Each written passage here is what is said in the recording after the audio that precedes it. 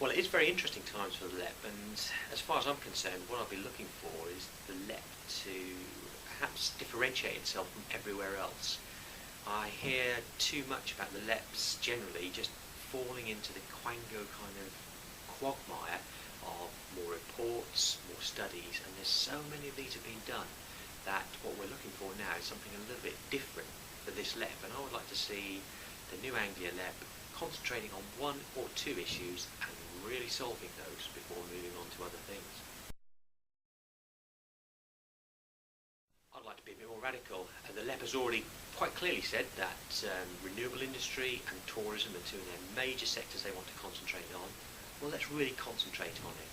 There is so much money that is slushing around in terms of economic development in Norfolk and Suffolk, and the LEP could really make a difference by all of the councils, for instance, putting their economic development budgets under the control of the LEP and then concentrating on those two sectors and doing something completely different for Norfolk and Suffolk, which will make us differentiate, stand out from the crowd, perhaps a training programme for any businesses looking to get into the renewable sector, welcome hosts for the tourism sector for all new employees, etc., etc. Something to make us stand out, differentiate, and be at the very peak of the new LEP structure. Unfortunately, I don't think high, because whilst the LEP itself and business doesn't see any boundaries, the public sector has very clear boundaries, and I understand that, and their money comes from a very distinct populace within those boundaries. However, the greater good should take precedent over any individual local authority. So it would need one to break ranks. It would need the counties, for instance, Norfolk and Suffolk, to say, yep, let's put all of our resources under the LEP control.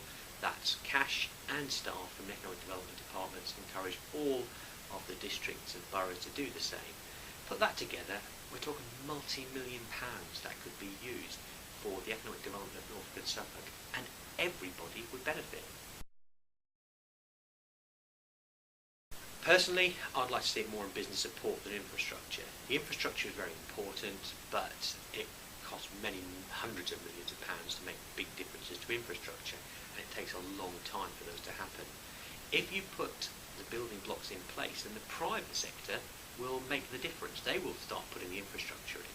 So if we have, for instance, the country's only renewables industry start-up and business growth program specifically centred on, say, Orbis Energy and Great Yarmouth, then what we have is something that differentiates us from our competitors, who are the Strathclydes, the Hulls of this world.